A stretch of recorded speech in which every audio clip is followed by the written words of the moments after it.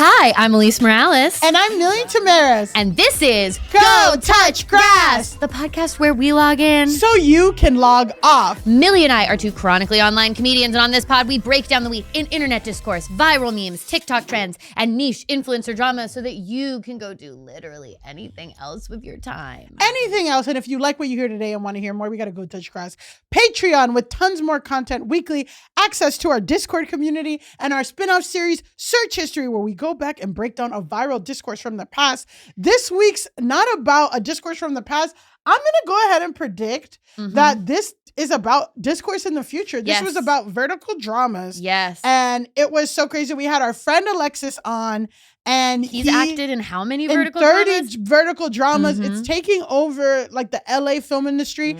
Just think about how big the film industry is globally in China, and just know that 70% of China's fucking movie industry is vertical dramas right now. So I predict that shit will be big in the future. Yes. We had a really fun time. That episode will be out on it's on our Patreon now. You can listen to because it might come out like in a few weeks. It on might the main, come out in the free feed in a couple of weeks with all Yes. these holidays coming up, but you can listen to it now on our Patreon. Yes. Also, speaking of our Patreon, we have a book club where we are currently reading The Bewitching by Sylvia Moreno Garcia. It's also available on Spotify for you guys to listen to.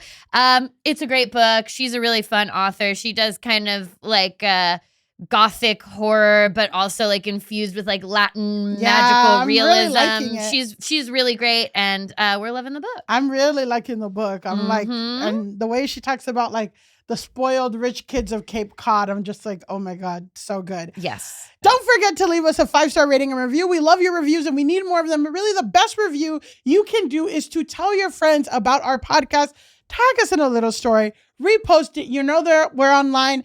Just a reminder, my name is spelled Milly. Elise is spelled Alise. Yes. No IE with Millie. Elise is not. There's only one E in Elise. There's only Guys, one. please. And there's an S, no C.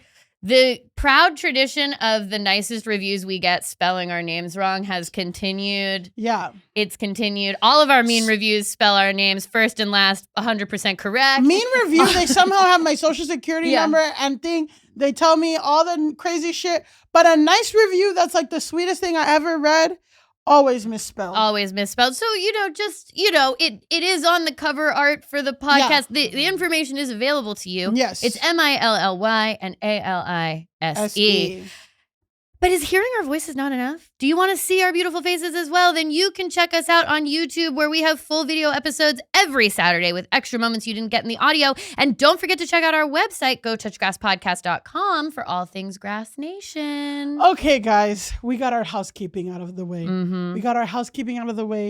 And we're so excited because today on the pod, we have a hilarious stand-up writer, content creator, non-derogatory. And actress. You may have seen her from the Netflix is a Joke Festival, and she's host of the Mori Soñando show. Everyone give it up for Glorelis Mora!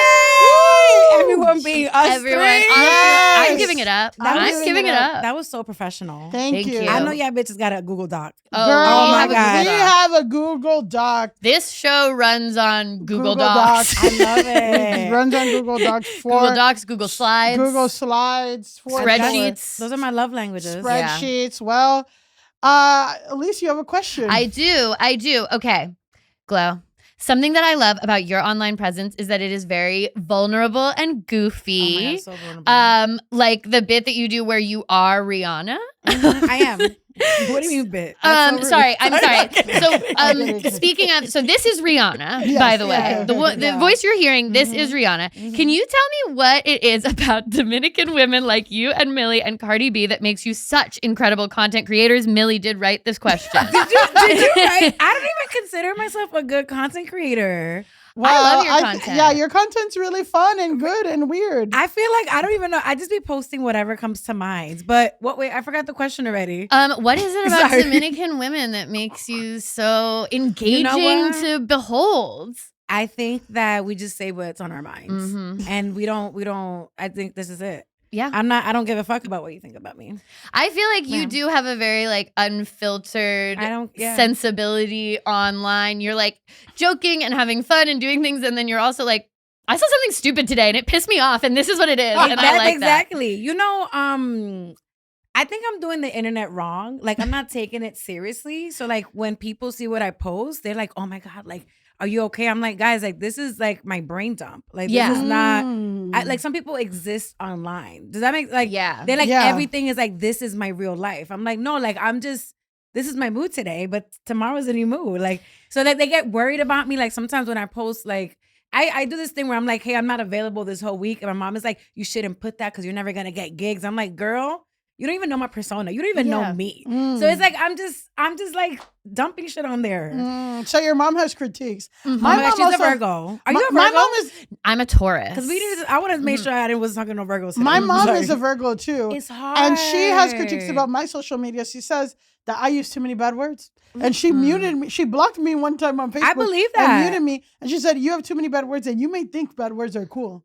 But they're not. But they are. Yeah, like, you gotta get shit off your chest. I know. Guys, I know. I've had the conflict with my mom, but her feedback is that too many bad words on my social media. My mom loves my social. She comments beautiful, gorgeous on every single. Her mom is great. I know you was a good girl growing up. I could tell. I don't think she was a good girl growing up. I think her mom is cool. My mom is just, her relationship with the internet is very interesting. What is your mom doing online? So my mom, what is my mom doing online? That's such a great question. Hilarious. She's beefing with John Cusack. She'll beef with people online. She did get into a fight with John Cusack once. I don't even know who that is. I don't know any. You know John Cusack? He's like an actor that's like in his 50s or 60s now, but he used to be real hot in the 90s and 80s. Yeah, if you've ever seen that meme of the guy holding the boombox up like outside a girl's window, a little that's bit. him. Yeah, I haven't seen any movie either. I'm behind on pop culture, so any white person you bring up today, I might not know them. Okay, that's unless fair. it's Hillary Duff. I will say the that's the only white person you know. That's the only girl I know. Hillary what about Duff. the guy recording our thing? You don't know him? I love him too, Maxim. Oh my God. So only white people you know is Hillary Duff and Maxim, that I remember their face. That's fair. That's fair. I will say the girl from Parent Trap, the stepmom. She's in Dancing with the Stars, Elaine. You know her. Okay. You know her. Yeah. You know her. She left the Hillary Duff and Maxim. Yeah. Those are the only white people you know. You gotta respect it. No, I do respect it. And John Cusack is deep white culture. Yeah. I think he's pretty hot. I would absolutely smash him. Yeah. I'm gonna look. But you dabble. But I dabble in white culture. I did do improv. So, sue me. I did do improv. I like indie music. I can't, you know what I mean? I'm not going to act like. If you show me a picture, I probably know him. But you probably would. It's okay. You probably would. Listen, if you ask a random white person how many Dominican people they know, they won't even, some of them might not even know Cardi B's Dominican. That's so true. you know what? So we're even. We're even. We're even. I don't know you. Maxim, You don't know how many me. white people? How many Dominican people you know, Max? Okay. So you're from New York, but you just spent the last few years in Los Angeles. Yeah. I have kind of two questions because you hosted Morir Soñando in the East Coast and you hosted it in the West Coast. So I would love to hear you talk a little bit about Morir Soñando. What is it? What does it translate to? And then also any observations that you had about LA Latino culture versus New York Latino culture and what it was like to produce something on both coasts. So Morir Soñando is a show that I have with my best friend. You guys are best friends? Yeah. So I wanted to ask you about your working inner partnership. Circle. Yes, in this inner circle. But me and my best friend, we both Dominican American girls from New York. She's from the Bronx. I'm from Washington Heights. So we kind of came together and created this show where we celebrate New York culture and Dominican culture. Because at the time when we started stand-up, Emily, I feel like you were there before I was in stand-up. I was, yeah. Yeah. We were here. I was out here. But we didn't know each other. We didn't know each other. And I feel like a lot of your stuff, I'm Dominican and I'm in Brooklyn and I'm in this scene, but I'm existing as a Dominican person. But I feel like your stuff is very much you're bringing comedy and that scene to Uptown, to Bronx and stuff like that. So and you have a connection. But I will want to say, I feel like in my Dominicanness, I feel like Dominicanness is a spectrum. Yeah. And I feel like I'm definitely a lot more closer to your your Dominicanness. Than Casa Lo Foque Dominican is. See, I don't even know what Casa Lo Foque is. Okay, exactly. Is that that big Dominican podcast? It's this new reality Big Brother thing. Oh, yeah. in Dominican Republic? Yeah. And that's pretty funny. I want to watch it. Yeah, the first season was amazing. The second season is too many people.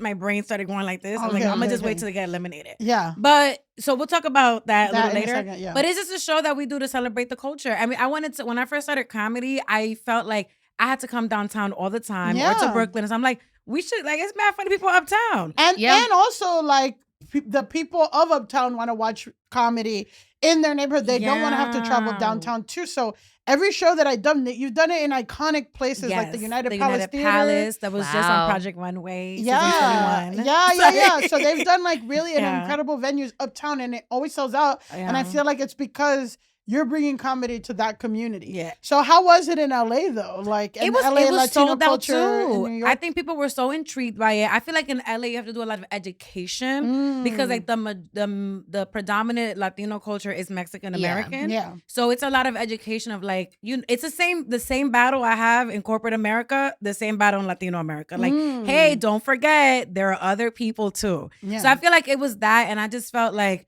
it was really important. Sasha, and I think that's really what connected us, this mission of like, we're never going to have opportunities if people don't have education around it's not only just Dominican, Caribbean, Latino, South American experiences. Like, and it's kind of like what Bad Bunny's doing. So I feel like we're on the same route. You guys are basically Bad Bunny. We're Bad Bunny. So you're doing the Super Bowl. It's a lot of work. Yes. I'm going to be back in California for the Super Bowl. Yeah. I'm tired. It's hard to be Rihanna and Bad Bunny at the same time. Yeah. Like, you're every woman and man. Oh, I burped. Oh my God. Keep it in. Oh my God. That's how you know I'm completely raw. But yeah, it's been an experience. And it's the thing my mom is the most proud of. Oh, your mom is really cute. I met her mom at the show, and her mom at the show, she takes pictures with all the comedians. She's chilling. She's hanging out. Like, I'm happy y'all like it, because for me, I'm like, girl, I'm working. Like, can you go sit in the back? But she's like, really, like, this is like her moment. Yeah, I love it. It has nothing to do with me. This is her. Yeah, life. That's great, because I'm coming from an opposite thing. Really? Your mom doesn't like your... She likes it, but she's like, not really. Like, she's a little hating a little bit. You know what I mean? Like, she's not hating. Oh, your mom is a Virgo. Okay, she's a Virgo. You know what I'm saying? Yeah. Like all critical this stuff. eye. Yeah. She's a critical eye. She's all this stuff, and like, yeah, it's just it's a lot. So no, I'm gonna say to you guys. My mom is super cute, but my mom, she's a bitch. Yeah. I mean, listen. That's the thing is everyone loves their mom, and then also is like, but I know the truth. I know her true self. I know her shadow self. But she's my biggest sponsor, so I can't talk too much on my sponsor. Okay, great. Like, I would not be able to go to LA without my mom. Yeah. Oh, that's I'll tell you that. Like, yeah. But the show's been amazing. It's just been a little hard sometimes, because I feel like my comedy is very like, Lizzie McGuire is like my dick, and it's I don't know. A classic vibe. The Lizzie McGuire suck my dick vibe. Absolutely. Does Lizzie McGuire sucking your dick? Are you talking about Lizzie McGuire and sucking? It's just like. Do you want to explain how those two things connect? Because I when I went to Scotland last year, I found out there was a white woman. You went to Fringe. I went to Edinburgh. Fringe. People, I'm established, but not all the way. Don't put pressure on me. I found out there's a white woman inside of me. Her name is Lizzie McGuire. Okay. Wow. Like, that's where that comes from. And that's very Scottish too. Yeah, McGuire. Yeah, exactly. I honestly, Scotland was like the Dominican Republic. It was just cold. Okay. It was the same. In what way was Scotland like Dominican Republic? It's an island. Okay. A lot of fried food. Okay. A lot of community. Okay. A lot of community. Its own culture. Like, it was the same thing. Yeah. I mean, listen, I buy it. Yeah. I totally buy that Scotland is exactly like DR. We would have a great time out there, Millie. I think I would too. I think I'd have a great time in DR. And I'm fun to travel with. We went to Atlantic City. We had the time of our lives. We had the time of our lives. I'm a Cancer Leo cusp. Wow. We've been friends all this time. I didn't even know your sign. Wow. What's your sign? I'm a Gemini. Gemini. Okay, my little sister's a Gemini. No, I have Gemini love. My little sister's a Gemini. Okay. So so you're making what's up? Yeah. Wait, you say you're a Taurus? I'm a Taurus. Okay, this is compatible. Yeah. This is so compatible. Water and earth. Water and earth. We nourish each other. But I want to make sure I answer the question because I'm a Gemini. So I answered the question. It's just hard. It's been hard doing the show. The answer is you're Lizzie McGuire. Suck my dick. And you know 3 white people, and it's hard. It's hard. I mean, that's it. That's really it. I mean, we got to know you. Yeah. But the show has been doing really well. We're in the New York Comedy Festival. Yeah, awesome! Congratulations. And thank you. And it's been really nice to just see my friends grow and have this space for us. Obviously, like it's only 2 of us, but I would love to just keep doing like annually and like doing a whole festival and stuff. But it just takes time to build things. Yeah, yes. And I don't think people understand how much. Like it's been 5 years. Put a pin on taking time to build things. Okay. We'll come back to that. Yeah, and this is a conversation Millie and I have every single day. Every single day. I just want to arrive already. Yeah. Also, I'm mad gassy today. I might burp again. I'm sorry. Listen. Go off. I'm always burping. I'm always farting. It's fine, dog. You're human. We're human. We're women. We're women. Real. We know only white people. I know more than 3 white people. No, I'm sure I know other people, but I just can't think like Phil Collins and Celine Dion. These are great. These are great. By the time of Maxim. Lizzie McGuire, Phil Collins, Celine Dion. By the time of the end of the episode, I'm gonna name 20 white people. Oh, and you know what? Yeah. Growth, progress, goals, attainment, and that's why she has the success she has. Exactly, because she's keeping it realistic, but honest and vulnerable. Yeah, and growing every second. Okay, speaking of things that are growing, developing, evolving, we have some software updates today. So this is us updating on stories that we've talked about in past episodes and just letting the listeners know where things stand. So our first software update is from an episode we did just 2 weeks ago with Steven Zakari. And we talked about a teacher on TikTok who had her Hello Kitty Funko Pop stolen by one of her students. Funko Pop? Okay. Yeah. It's like a doll. It's like a little doll, a little plastic doll. Okay. So they're collectible and they can be up to like $200. And somebody stole it. Someone stole it from her. Why the fuck would you bring that to school? I would take that shit too. Whoa. Okay. Wow. Okay. Wow. This is the division of the internet because some people are like, those kids can't be stealing from their teacher at school, and some people are like, "Why the fuck she bring it to school?" She has a whole Hello Kitty she was thing showing going. off. The fuck is wrong with her? A student gave it to her. It was like a gift. It was a gift. Yeah, it was a gift from a student. She had it on her desk. She had a sub. Someone stole it. It was a substitute teacher. So this was the thing that we addressed, but she feels very strongly that it wasn't the substitute teacher. Either way. She posted an update on October 20th. She said this was the final update. She has since posted more. But the Funko Pop has not been returned. Wow. Okay. She said like a month of this. Yeah. She said the situation is now in the hands of the school. She's washed her hands of it. She says she does not know who stole the Funko Pop. Though, as she was posting, like, we think she has some ideas, but she's not sure. She's not going to say the kid's name. It's like a 15-year-old kid. Yeah. Funko, the company, did send her a replacement. So she now has a new version of the doll. And I just wanted to show this first slide. She went as a Funko Pop for Halloween, and her students helped her create the costume. Wow. She took it. This is going way too far. You don't even She's gone very far. This was like multiple videos. We talked about this. This on TikTok? Yes. It wasn't out on my algorithm, and I'm there all the time. I know, but that's the whole point of TikTok. The whole point of this podcast is that there's so many random corners and there's so many arguments happening at once. I would have been in the argument that you can't even. You know what? You're gonna have to go back and listen to this episode because this shit went deep. The police were involved. The police. She called the police report. She filed a police report. Glow. This is the segment. This is the podcast. It's just crazy shit like this. But the point is, she has a new Funko Pop. It's not the original Funko Pop, and then she dressed as a Hello Kitty Funko Pop for Halloween. Okay, wow. So she's making fun. Like she's keeping light with it. She made her content for it. She made her content. She's back now, I think, to posting what I eat in a day as a teacher who lost 60 pounds. Yeah, she posts that. I don't every like day. her personality at all. I know. I don't know who this lady is, but get her off my algorithm immediately. She wasn't on the algorithm. No, that's why you don't know about TikTok her. knew. They told me better than to put that on my algorithm. TikTok Take knew that off. Talking that about it wasn't you. What I eat. What's she eating? What's she eating? Well, what's she eating as a teacher who lost 60 pounds? Yeah. What she eats in a day as a teacher who lost 60 pounds? I feel like it's yogurt. Like she's just. I think yogurt is involved. I'll be honest, I wasn't watching this. Okay. I was skipping through. I was looking for the Hello Kitty Funko Pop content. I was skipping through what I eat in a day as a teacher who lost 60 pounds. I'm done. Okay, second software update. This is an update from our episode, almost a year ago now. Wow. With Josh Laura, aka Tell the Bees, another Dominican. I didn't even know him. He's great. He's Okay, He's friend of the pod. Saw him this weekend. I want to be put me in the group chat. So we have an update about the relationship between Ariana Grande and Ethan Slater. Is this a story that you followed? A little bit, okay. yes. This is one other white person. Two white people. Okay, these are two white people you know. I'm on number 7. I'm at you're on 7. Well, it depends on which Ariana as to whether or not she's white. Yeah. She was white when she was dating Ethan Slater. Yes, she's white when she's dating Ethan That's Slater. 2 extra points, bitch. Yeah. She was white when she was dating That's true. Ethan Slater. That's true. For sure. So, rumor has it that they have broken up. They are split. So this rumor comes from the fact that Ethan did not attend the VMAs with Ariana. Ariana won Video of the Year. Her whole family was there. She has a long history of always bringing her boyfriends, partners, whatever to the VMAs. Suddenly, Ethan was not there.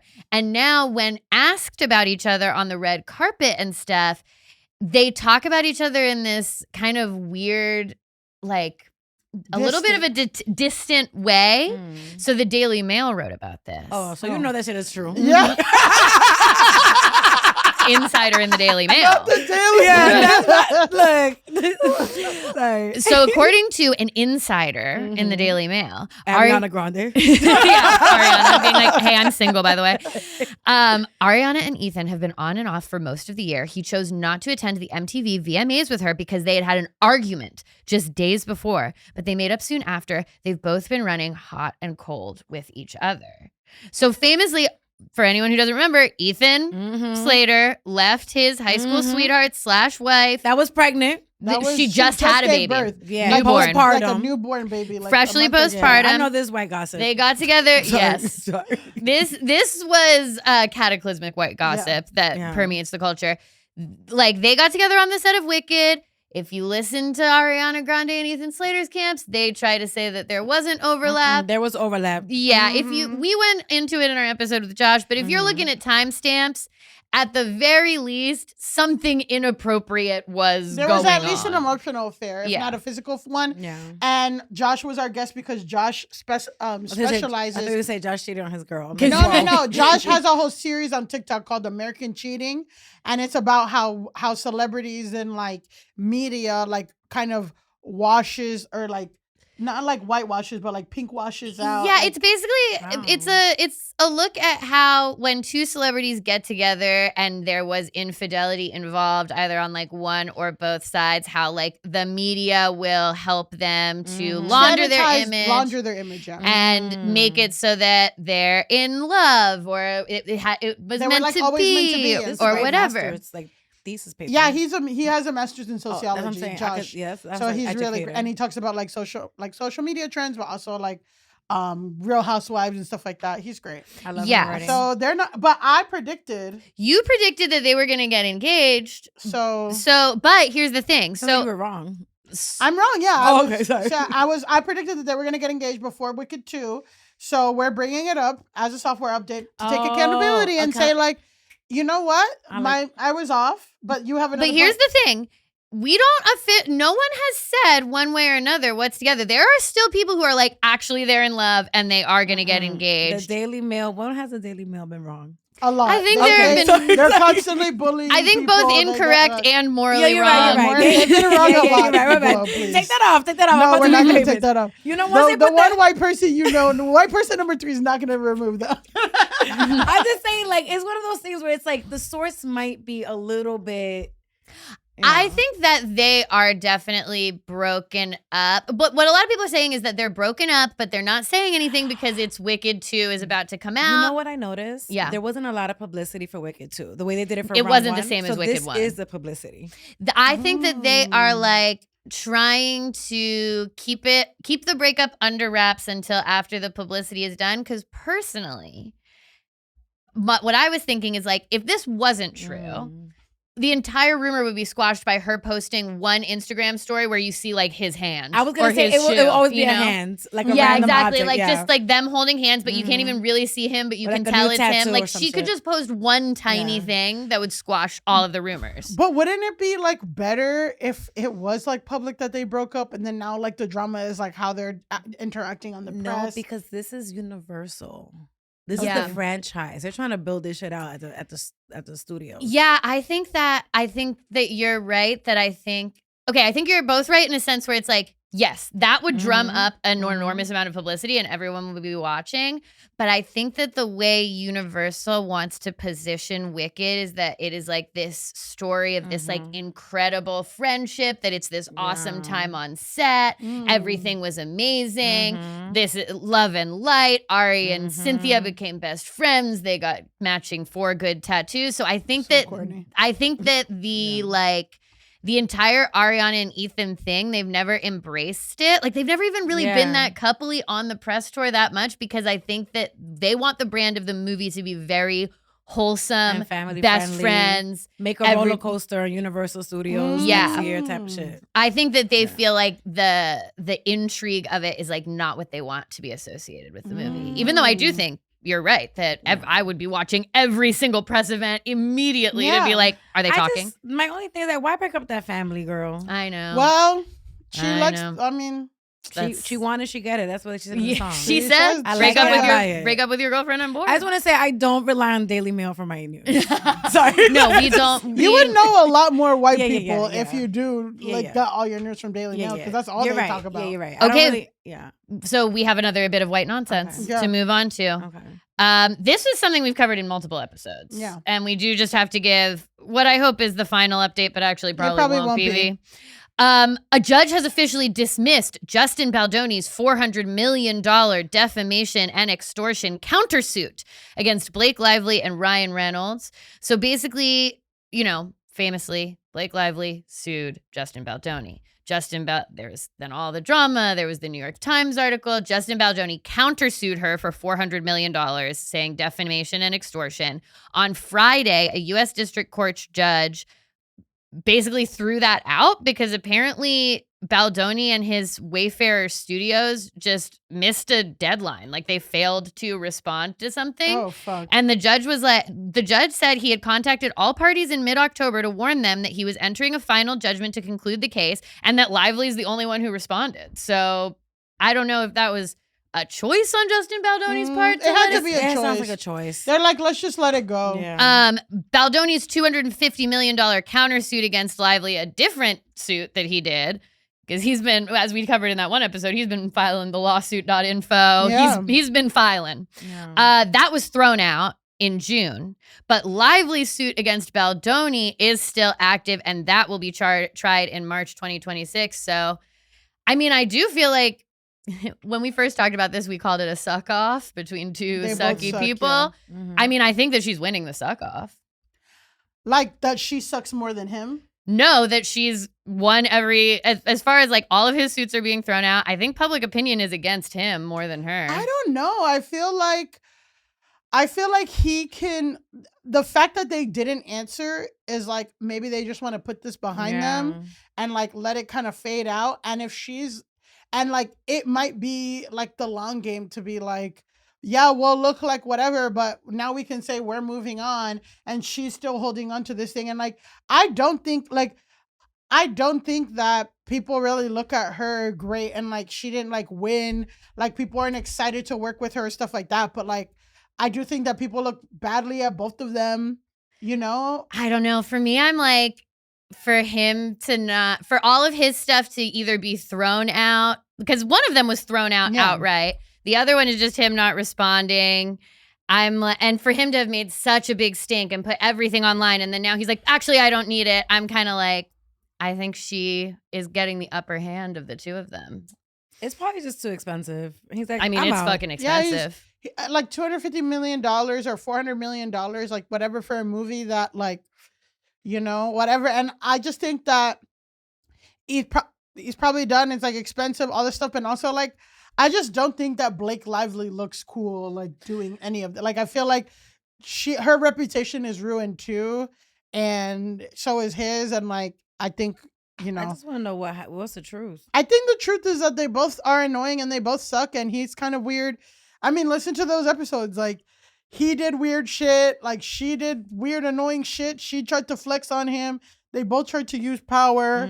It was crazy. Yeah, it was a very intense situation, but I don't know. I'm not team anybody. I wouldn't say that I'm team anybody. I feel like in my observation, I feel like she has come out with the upper hand of the two of them, though neither of them come out super like looking great. Sure, yeah. I mean, she's more well connected. She has more money, and all of that than Justin. But like, but also, right? Like the things that she accused Justin of was like being creepy and sexual, which, you know, could happen. Like we talked about that, right? Like the things that we heard proof of was like, to me, he was like maybe being like a weird actor guy.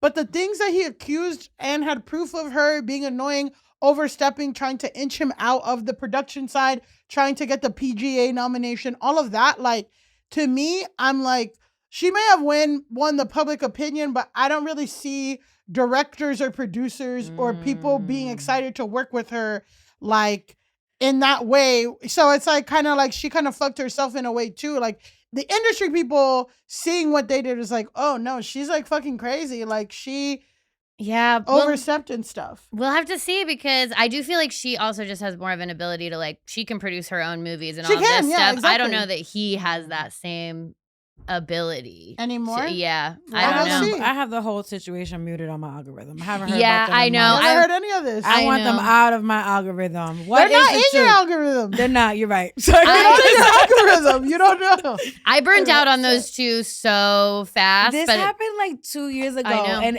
that's why I'm like, ugh. Yeah, no, it's like, it's constantly, there's different stuff. It's all crazy. And it's not going to go away because, her actual suit for her, like the trial for like the original thing that sparked all of this is going to be in March. So it's definitely all going to come back, unfortunately. Oh, no. Make sure to mute all of your key phrases. I just want to know what the truth was. I think we're going to find out. Yeah, I'm going to find out in March. They're all whack. It's a suck off. It's a suck off. They're all like competing to suck off. Speaking of suck off. Yeah, I was like, speaking of another suck off, we have one final software update. So on our Cardi, we've talked so much about Nicki Minaj at this point. Yeah. I can't even remember what like the main episode where she had her beef with Cardi was with our Doug episode where she was tweeting Cardi. We got the famous your son's favorite color is 5. Your son's favorite color is 5. From Cardi B to Nicki Minaj. I will say that, right? My college roommate listens to this podcast. She's a Patreon subscriber. She's a fucking, we love her, Crystal. Crystal texts me and she says, I asked my daughter, and I think her daughter is like 4 now, maybe 3 or 4. She said, I asked my daughter what her favorite color was, and she said horse and cow. Oh, and I'm like, well, don't ever beef with Cardi B because she won't put that out on the internet. Oh my God. Horse and cow. But you're 4-year-old, whatever. You know what? That's fashionable though, because cow print is actually really in for fall and winter 2025, 2026. Like, so she might just be on a different level. She's on a different level than us. So anyway, okay. We inducted Nicki Minaj to the Grasshole Hall of Fame during our Doug Wyduck episode where we talked about her having to log off. You remember her and Cardi B went back and forth, and Cardi B said, like, one of the big disses that Cardi B said is like, people are using your shitty husband lets you do whatever you want and get on drugs so that everyone can abuse your Amex card. So, Nicki Minaj since then has alleged that multiple people made unauthorized charges on her American Express card, totaling nearly $25,000. Last month, she shared on Instagram that at least 3 different people had made charges in a 2-month span and claimed one of them have been doing it for years. She stated she filed a report with authorities and that the individuals would be going to jail. So Cardi B was right. She knew something about that. And Nicki Minaj then, like, confirmed it like weeks later. A mess. So that's a mess. And then that's how I feel with everything Cardi says. Is I'm like, I don't know if what you're saying is 100% true, but I know it's based on something Daily that Mail. is true. Daily Mail. It's Daily Mail. Exactly. It's very Daily Mail. It's There's Daily a Mail. kernel of truth. Cardi works for, that's the source that gave that Ariana tea. Exactly. She knows about Ariana. So that's one software update. The other software update is it goes back to the president of the United States, Elisa's favorite president. Yeah. Oh my God. Kidding. So Donald Trump. I wrote him in for mayor. I wrote in Donald Trump for mayor. That's a joke. That's a joke. What if people actually do that? That's a joke. And also, honestly, if people do that, that's great because like anyone who would actually do that was not going to vote for Zoran, which is who I actually voted for. Yeah. Just so okay, everyone's clear. So Donald Trump Truth Socialed this post, right? He said Christianity is facing an existential crisis in Nigeria. Thousands of Christians are being killed. Radical Islamists are responsible for this mass slaughter. I'm here by making Nigeria a, quote, country of particular concern, but that is the least of it. When Christians or any other group is slaughtered like is happening in Nigeria, 3,100 versus 4,476 worldwide, something must be done. I'm asking Congressman Riley Moore, together with Chairman Tom Cole and the House Appropriations Committee, to immediately look into this matter and report back to me. The United States cannot stand by while such atrocities are happening in Nigeria and numerous other countries. Countries is capitalized for some reason. We are ready, willing, and able to save our great Christian population around the world. Signed, Donald J. Trump, President of the United States. Can I point something out immediately? Mm-hmm. There's an M dash in this, which like I'm a user of the M dash, but Donald Trump is not. And I do wonder if he used ChatGPT in here, but also said, but write it in the style of Donald Trump, which is how we still get some of the weird capitalization.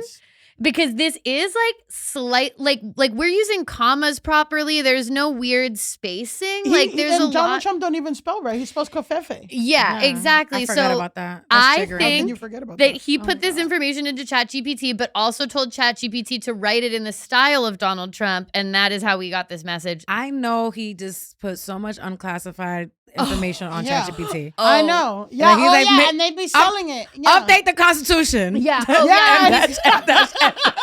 He's putting defense information into chat, and he's like, chat, what should I do about Israel? Yeah, exactly. Fucking dumbass.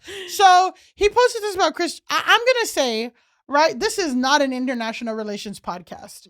Right? No. I cannot get you the details of what's actually going on in Nigeria.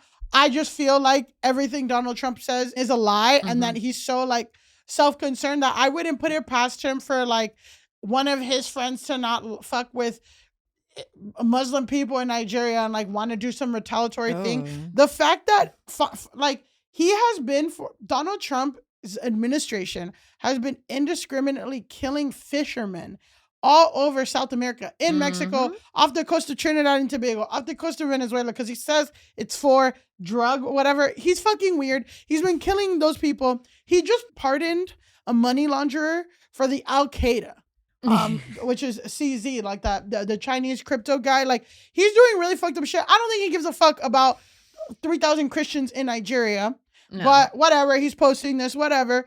That's not the point. Donald Trump's always going to be posting some dumb shit. Why are we talking about this? Because Nicki Minaj posted this. She said, reading this she replied to the Donald Trump fucking Truth Social and said, reading this made me feel a deep sense of gratitude. We live in a country where we can freely worship God. No group should ever be persecuted for practicing their religion. We don't have to share the same beliefs in order for us to respect each other. Numerous countries all over the world are being affected by this horror, and it's dangerous to pretend we don't notice.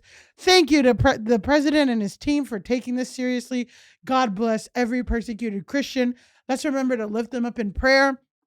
She's gone the Kanye route, guys. Yeah. She is not okay. She also used ChatGPT. Yeah, this is looking a little bit like maybe she used ChatGPT as well. So the chatbots are they know all our business. They know all our business. They know everybody's business. This is a mess. It's a mess. Yeah. I mean, it's really interesting to me that she would ride so hard for the president who oversaw the creation of the vaccine that blew up her cousin's balls that one time. But she blames that on she blames that on Democrats and Biden administration and all that. And she feels like burned by the Biden administration that she got like made fun of for that. And like the actual country of Trinidad and Tobago had to like debunk it.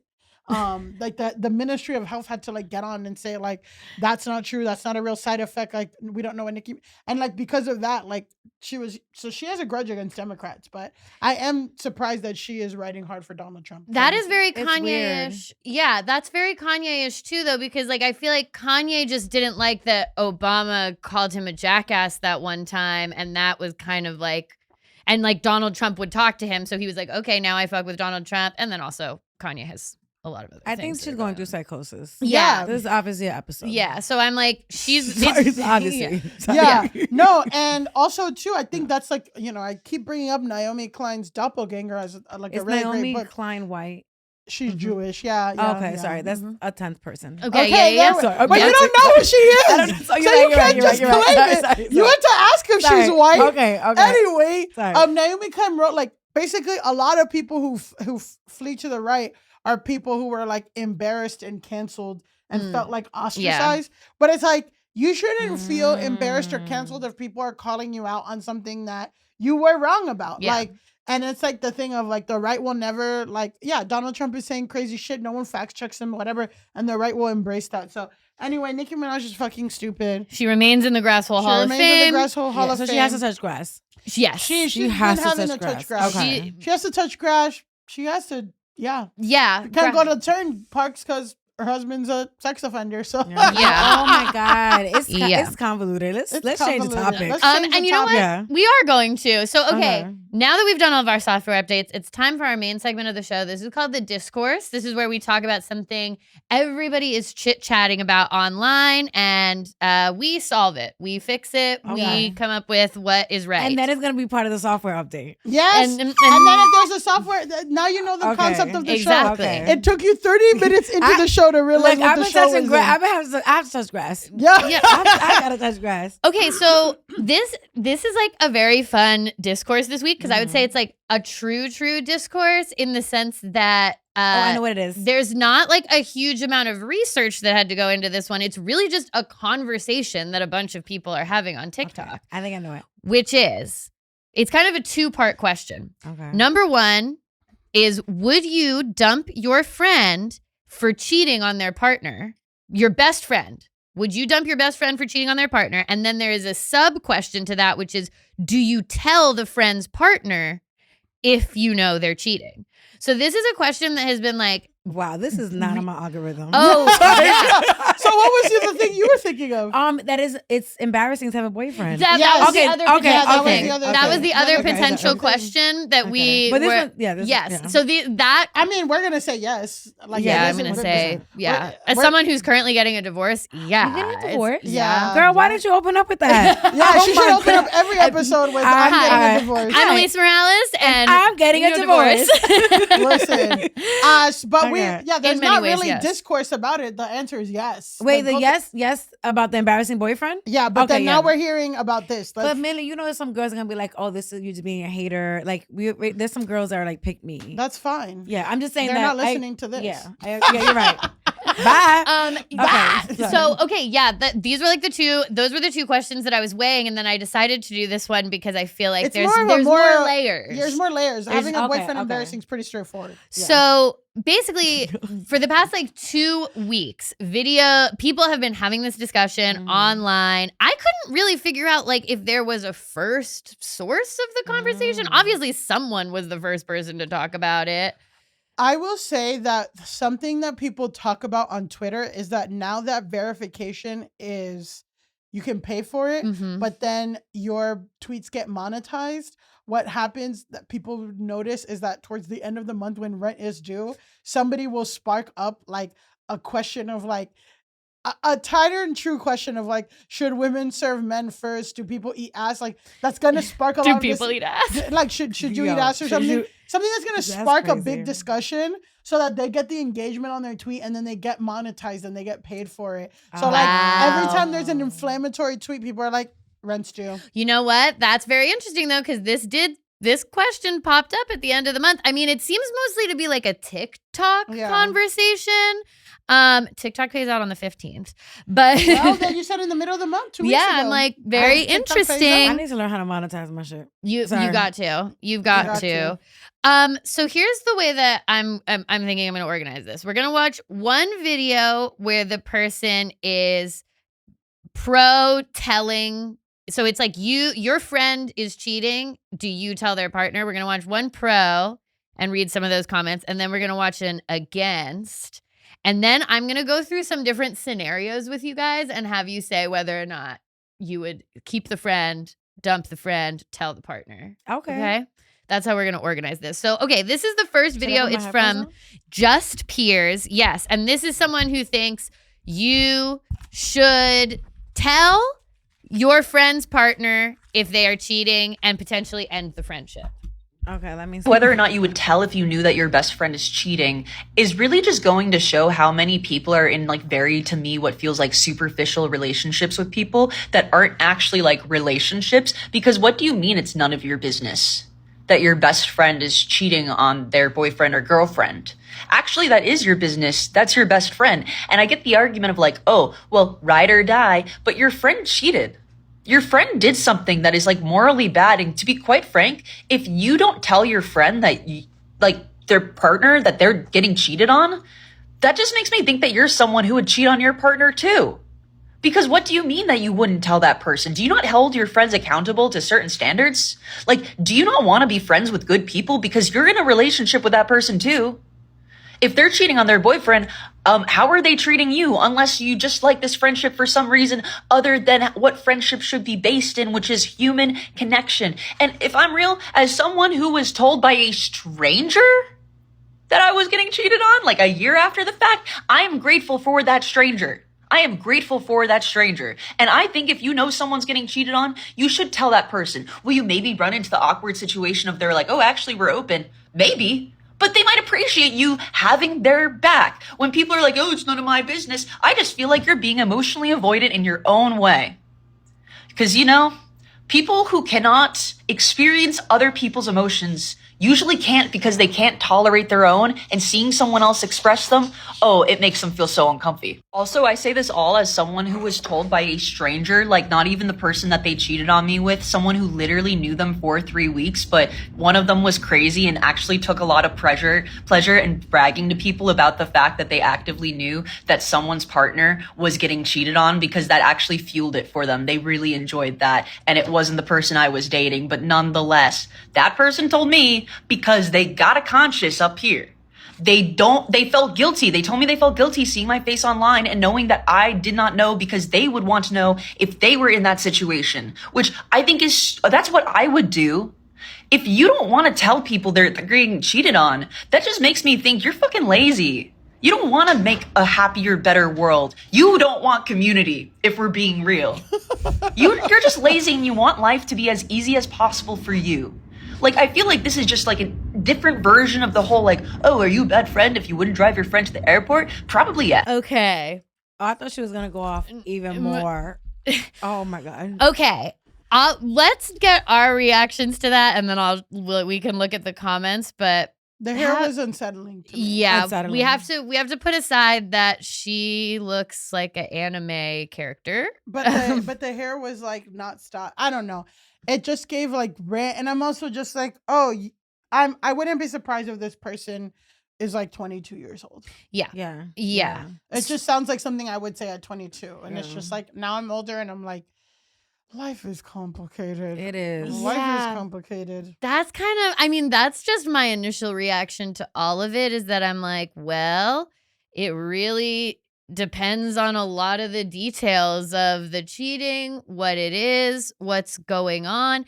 I feel like this person basically is like, well, if they're cheating, then they're like, you can't be friends with them because they don't value connection. I'm like, I don't even think that's true. Just because someone's a bad romantic partner doesn't necessarily mean they're a 100%. Bad friend or a bad family member. Or there were a lot of red herrings in that argument. Yeah. Yes. What do you think, Glo? I think that I would have scrolled past this video. You're like, get this off my algorithm. One thing about me, I'm touching grass. None of the videos have come across my algorithm. There you go. No, this so is you good. feel like you're online, but you're really not. I'm not online. Good for you. But I think that this person is way too passionate about somebody. I mean, I get you wanting to be told you're getting cheated on. Mm-hmm. I guess as a personal preference. Yeah. But like, you're way too passionate about everybody else's dynamic. Yeah. And I had this one therapist, she hasn't taken me back as a client. But she once said that the rules you have for yourself are not the rules that other people need to have for their lives. Exactly. So it's like, I think that for me, the whole cheating thing, like, obviously, if my friend is going through something, I'm going to address it. Like, hey, I don't really agree with that.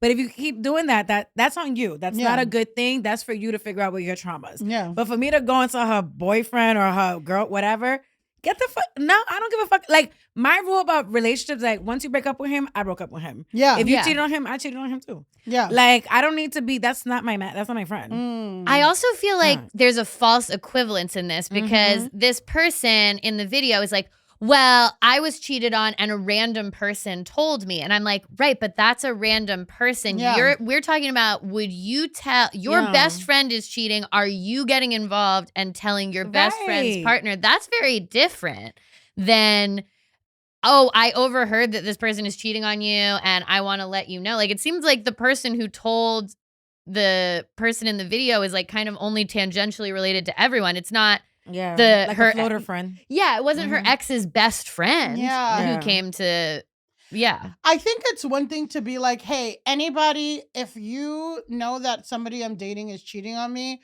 tell me. I always want to know. Versus like, if you don't tell, you're a bad person. And also like, there is less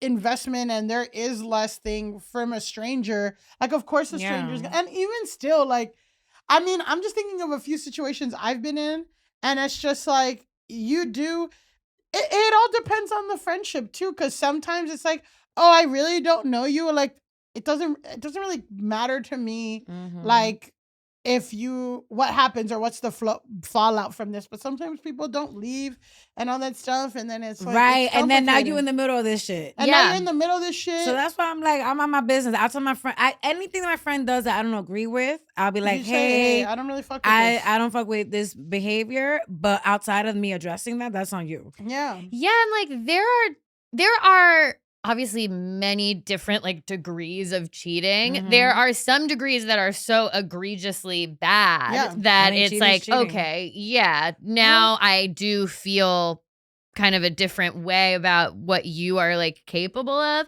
but not always. And I don't know, like, your friends are real people. They're not perfect. They're gonna, like, part of being, this person tries to be like, well, part of being friends is, you know, you have to tell them and you're avoidant. And I'm like, part of being friends is also accepting that your friend is a real person and maybe they do stuff you don't agree with sometimes, or have a take you don't agree with, or this or that. And like figuring out where the line is for you personally of like, these are the things that I can just agree to disagree with someone about. And these are the things where it's like, no, that's a line in the sand for me about friendship or whatever. Yeah. And also, like, I think people, you know, I'm someone who has a lot of friends.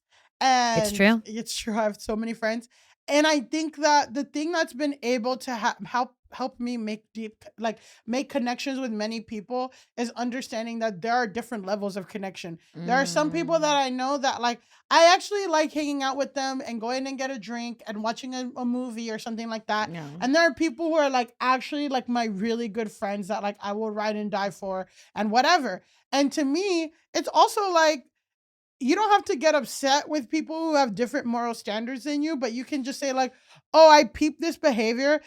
Just because you cheat, that doesn't necessarily make you a bad person. But if there's a situation where I'm like, oh, I don't like how she's moving, this is a little shady, like, I'm going to take a step back from this friendship right now. And like, maybe she's someone that I'm going to go to dinner with or whatever, but like, I'm not really going to come to them close because like, is she going to fuck my man? Is she like, she's not even thinking twice. There's no guilt. There's no nuance or whatever. But like, yeah, I think that a lot of frustration too comes. And that's something I had to really learn a lot, is that I have really high expectations for the friends that I'm really going to show up for and the friends I'm really going to be there for. And like a lot of people just aren't there. Like, and that's fine. And it had to be on my thing. I'm like, okay, I have to reassess like what level of connection can I have with someone who makes decisions like this? And like, that's not me telling or ruining their life or telling a boyfriend, but it's like, I need to move differently around this person because I don't really like trust how they move with relationships or with money or this and that, you know? Yeah. I mean, that's like a really good point too, is that it's not just, it doesn't have to be like, oh, I don't like something you did, so we're not friends at all anymore. Exactly. It could also just be like, okay, I just learned something interesting about you. I have to now like kind of recalibrate what I think about you. Maybe I'm changing what I trust you with, what I don't, but it doesn't necessarily have to be, and now we're never friends and we never talk again and fuck you, like you're completely done. It could just also be like, interesting. Yeah. Noted. I think for me, like, I have been friends. I have had so many different best friends throughout life. I think I just want to know the why. And I think sometimes it's a more like deeper and like a deeper trauma response. Yeah, of course. Instead of like being like taking it so personally, like, oh my God, someone cheated. It's like, okay, girl, let's work through this. Like, why did you feel like you need to do that? Like, was it a reaction to something he did? Exactly. You know, like, so I try not to make the cheating. I feel like I used to be like this very elitist, like, you need to go to college, you need to do this. And I'm like, that's my life. Like, why do I need to, and I don't even live by those rules anymore. But like, why I gotta like, I don't know. I also feel like in Dominican culture, we be cheating a little bit. So I'm like a little bit more lenient. I thought you're the best guest for this. You're like, you have a lot. Yeah. I am forgiving. Look, know, and we could talk more about the scenarios. Yeah, okay, so let's, what we're going to do now is we're going to quickly watch a video from someone who I think agrees more with what we've been saying. Dominican. And then we're going to get into it's Eric Adams. So this is by this guy, Christian Divine, who I would say he's like a bit of a discourse inducer. Yes. He gets into it on TikTok. I will say that he dove in headfirst into this discourse and has... If you go to his page now, it's like cheating, part 1, part 2, part 3, like he's getting into it with people in the comments. You guys aren't going to like this, but I'm not telling my friend's partner that they are being cheated on unless we are friends, because I don't think it's as clear cut of an altruistic decision that you all are making it out to be. To tell that, I think it's a little more self-serving. I want to do a quick side note though before I go into this. In this scenario, which I don't think I've ever been in, I'm not getting caught up in your cheating bullshit, though. This is what I'm going to be clear. If you're my friend and you're cheating on your partner, I'm not an alibi. I'm not a trustworthy source. I'm not holding it down. All right? I'm not even hanging out. Like, I'm not even kicking it. Like, I'm not about to be caught up in your bullshit. But I don't think that it's like an inherently, like, it's like the good person thing to do, to tell. I think that a lot of people feel this particular hurt by cheating. Context. I've been cheated on. And thus, like, there's this like vigilance or this vengeance that you want. But I do not think it is so clear cut and dry. Also, I keep seeing people being like, oh, if someone would cheat on their partner, they're going to be a bad friend to you. I don't even think that's that clear cut and dry. I don't think any of that is true. I think that, you know, based on statistics, right, which I don't know the exact stats, but there is a lot of cheating that happens. Cheating hurts.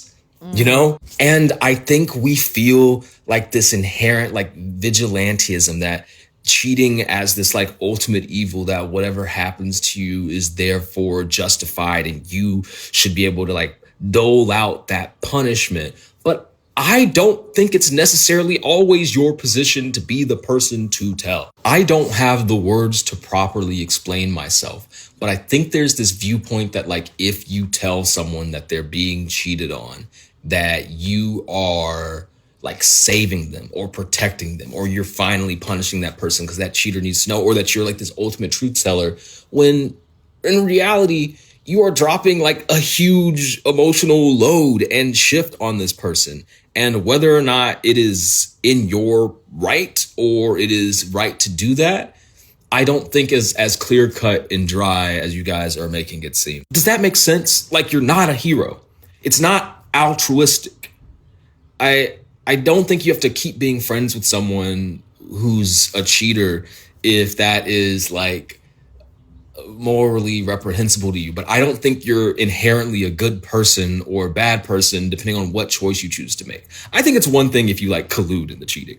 I think if you like help the cheating and you like, that's bad. But I don't think you are the good person for telling. I think it's entirely interested to tell. Unless you know that person and you know that this would be the choice they'd want you to make and this is the best, or unless the way that person is cheating is actively endangering the person. Does that make sense? All right. So that's Christian Divine, who I will say I think is handsome. Okay, you better line him up with a divorce. I think he's handsome. Christian, come on the pod. Christian, come on the pod. Come on the pod. I like your hats. Yeah, he has good hats. A little hat. I think I'm a bad person. Because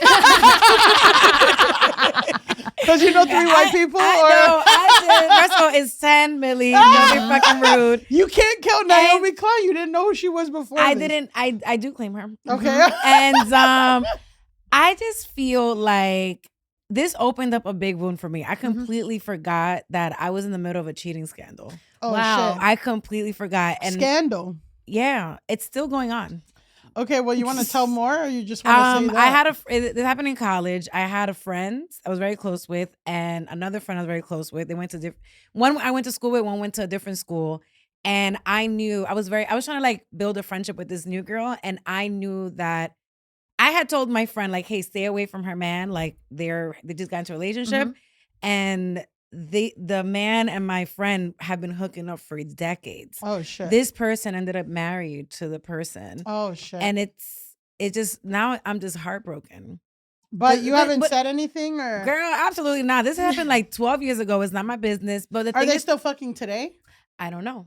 Mm. And the thing is that well, it's not a scandal if no one knows about it, right? Or you're right. Do they think? Well, the thing is that I think this is not the only this girl who's getting cheated on. This is not the only girl he's cheating with. Like he has a problem. Yeah, and she's just been. She probably knows. She probably knows, and she's just been there. So I'm like, that's why like you just mind your business because like some people stay. And also, she has probably her own traumas about her parents, and like it's complicated. There are some like cultures where it's like it's looked down upon to leave. Yeah. And I feel like to what you were talking about is like, I've known people where I'm like, these two people are constantly cheating on each other. Yeah. He's obvious with what he's doing. Like there are times where I've had friends who are being cheated on by a boyfriend and he's not hiding it.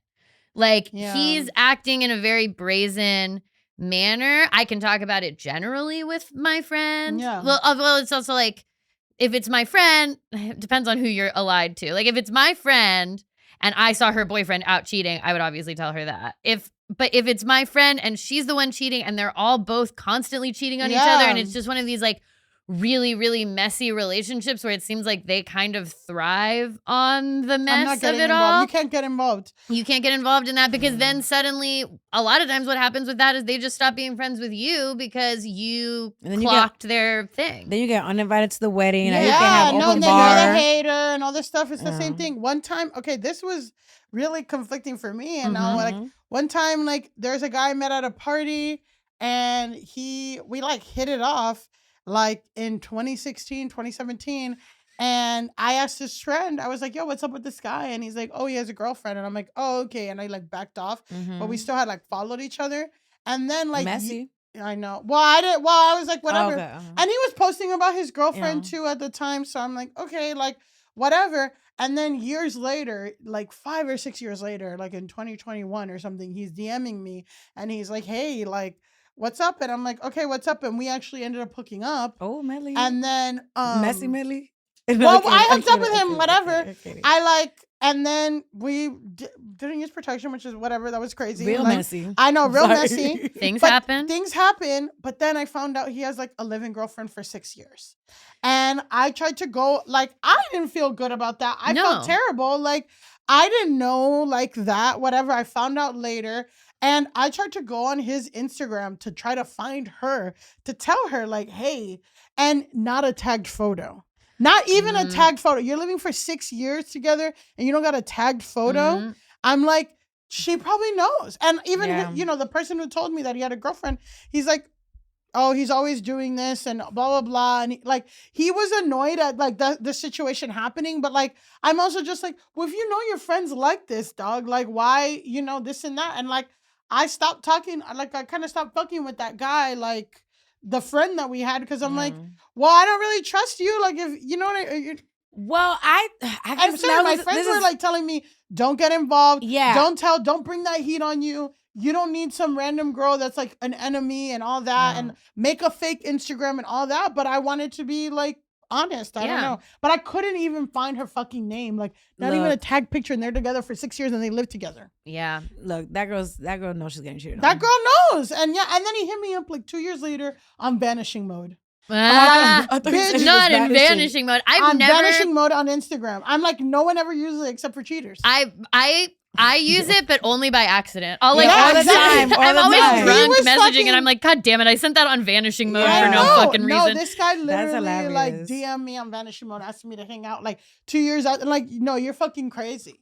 You're crazy. That's the thing. Is it's like I think the ultimate thing about this conversation is it's like it's just so not black and white. It so depends on the different details of like I get you saying, well, I know that we didn't use protection. So like this girl, that's a different level of responsibility. Exactly. Then it's also like, okay, how long have they been dating? Are they married? Are there kids involved? What's the manner of the cheating? Was it just a weird mistake or is it an affair? No, cheating is cheating. No, for sure. But I do feel like, I know.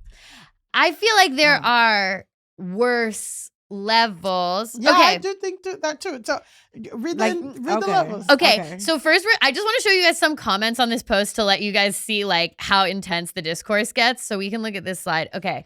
This is from one. It's horrible finding out that the people you knew and continue to allow it. Oh, shut up. Sorry, girl. Finish reading it. Finish reading it. Allowed it to happen to makes it even worse. Like, great. Not only did my partner betray me, but extraneous. I don't know what the fuck that word means. Extra people. Extraneous people didn't respect me enough to tell me it was happening. Let's pack on some extra humiliation there. Not telling is choosing a side. In this scenario, your friend has already involved you in it, whether you want to be in it or not. Bowing out doesn't make you not involved. Okay, Emma.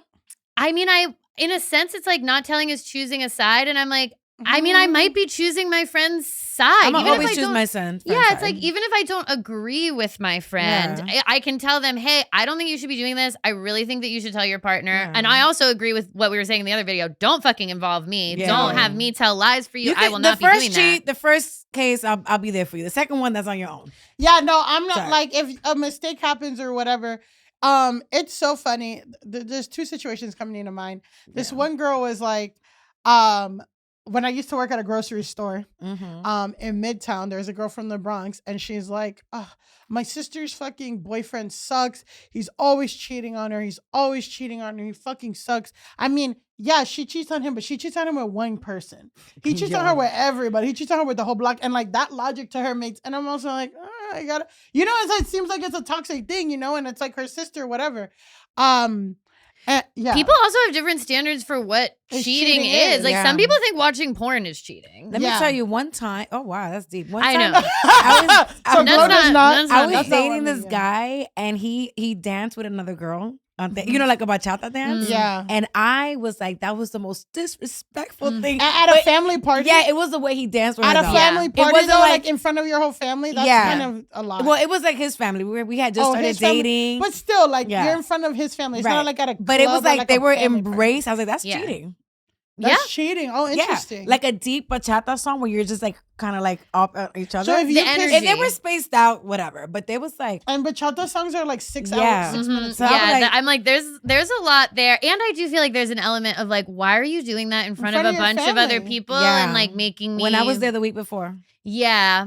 And also, like, it's kind of like to embarrass and like humiliate you a little bit. Bit. And to see if you're like cool with it or whatever. Like, these guys are fucking, they think they're slick. So there's levels, but I don't know. I the more that we're having this conversation, the more I'm realizing I'm a horrible person. You're not a horrible person. A lot of things are coming up I think that I forgot about. I also think that, life is, I remember the other thing. I had like a few, apartments ago, I had two like neighbors, a boyfriend and girlfriend that lived next to each other, and they had a dog, and my dog and their dog would play, and I found out something that he cheated, and I'm just like, damn, what do I do? Like, this is my neighbor. They're not really my close friends. Oh, that's I caught him in a lie, but then I'm also like, well, what is this gonna be like for me? Like, what, like, do you think she not knows? And the dog's like, and sometimes they walk my dog. Like, it's going to be really fucking awkward for me to live here if I this and that, I'm like, I'm going to mind my business and not really get involved. And then what ended up happening is like, not even 6 months or like less than a year later, they broke up. And then later when she was coming to me and like saying like, he's been making her feel bad about moving on quickly. I'm like, well, hold on. And then I said, Millie, but messy I'm Millie. like, he can't be making you feel bad. Yeah, no. But like, I'm not going to say anything like, because you guys are going to figure it out. Look. Like, you give it some time, whatever. But also, yeah, guys, like, he's not going to make you feel bad in my house. No. I just remember my mom cheated on my dad. Well, but then have your dad ever cheated on your mom? He never made it public. Wow, but he still did it. My mom used to take me on her cheating dates. This is traumatizing now. Yeah. Well, okay. Well, let's talk. Let's go into some scenarios. Okay, so these are gonna like get more and more specific as it goes on. But for scenario number one, me like snitches on me for cheating. Yeah, exactly. I'm like, your name is Millie. Okay. Scenario number one. Your best friend has been dating someone for like 6 months who you have only met because they're your best friend's partner, didn't know them independently of that. You think they're a nice person, you approve of the relationship, whatever. Then one night you are out together, you're getting a little turnt, and she makes out with someone else at the bar. Do you end the friendship? Do you tell the significant other? I buy her a drink. Yes. I won't say anything. I'll just like, hey, what's up with... I'd probably talk to her about it, but I'm not going to say anything to... Like, we don't know what he's doing. That's a kiss. That's definitely one where I'm like, that was probably not the best. Like, girl, you shouldn't have done that. Like, you shouldn't have done that, but 6 months... Like, I mind my business with that. You mind your business, yeah. I mind my business with that. They don't have any kids. It's not like it's whatever. 6 months. 6 months is not a real relationship. Sorry. Okay. I wouldn't love if the guy I'm dating for 6 months made out with someone at the club, but yeah. I mean, you can acknowledge with your friend like, oh, that's not cool, and also be like, I'm not getting involved further than 6 that. months. Yeah. You don't even know him yet. Yeah. Okay. Your best friend has been in a relationship for several years. Okay. They live together, and over the years, you have become friends with their significant other too. Maybe you guys have gone on group trips together, birthdays, you've hung out. But they're not as close as you are with your best friend, but you know them. They are a friend of yours now in their own right. One night, your best friend confides in you that they've been having a regular affair with a coworker over the past several months. Do you end the friendship? Do you tell the significant other? I'd like be like, hey, this is not cool, and you need to like break up with him, and I don't want anything to do with this. But like, and then I'd probably like, kind of not really fuck with her that much, but like, telling him is a lot still. Okay, but you have to understand, we don't know the circumstances of their relationship. But she's saying that's the circumstances. The circumstances in this are that this other person is like a perfectly nice, good partner. Maybe the relationship's a little boring. Maybe you know that your girl has been stuck in a rut. Well, yeah, I'm like, I think what I would personally do, similar to you, I would be like, hey, like, I love you, but you got to come clean about this. You can't keep doing this. I would not advise her to tell her man. I would be like, you should stop, but I'm not going to tell her to tell her man. Why not? That's crazy. Why? We don't know. That's crazy. You don't know this is their home that you're breaking. Once a man finds out you're cheating on him, he's never going to be with you. I know, but that's like, that is something that you have to accept with your that's a consequence to your action, and it's like, but that's not fair to the guy to like be leading him on and like playing in his face and all that. That's like not nice. I feel like if she ends it and that's it, fine. But if she keeps going on, then that's what I mean. Different thing. Like, but like the first time, guys, we're breaking up homes here. No, I'm not saying the first time. Yeah. I'm saying like, hey, if you don't tell him, like, you can't keep doing this. Like, this is not because I'm trying to think of it too. Gender reversal too, which is it's not a 1-to-1 obviously with gender reversal.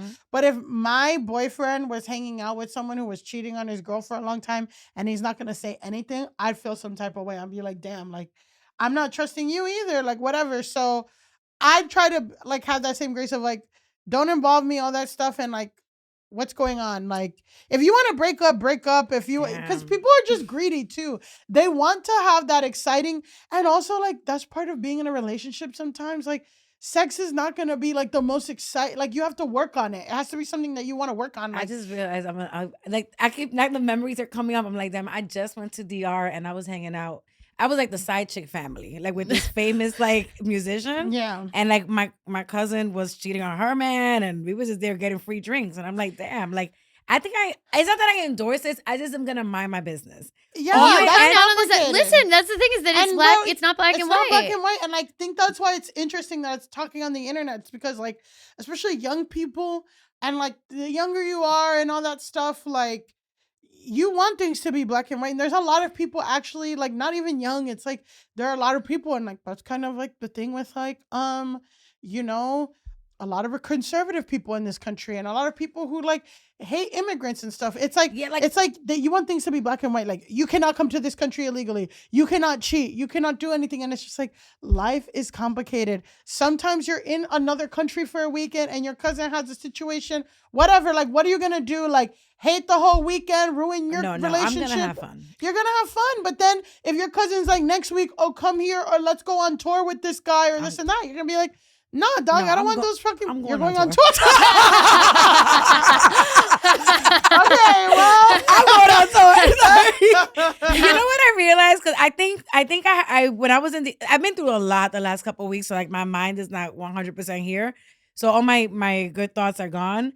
But I think I remember when I was hanging out with them, like, damn, I do feel bad. And then I realized that's the difference between Christianity and Catholicism. I'm Catholic. We forgive. So it's a little different.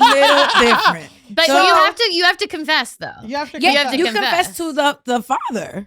Yeah, that's true. You confess. You don't need to tell your man shit. So I think already told God. What I'm worried about in this conversation is the rigidness of like, damn, you're a horrible person if you cheat. Yeah. I think that's what's kind of like scaring me. I'm like, girl, I'm not telling nobody. It's nobody's business. But I do think in my 20s, I was a lot more rigid with my friendships. Because like, these are the women that I'm going to be friends with.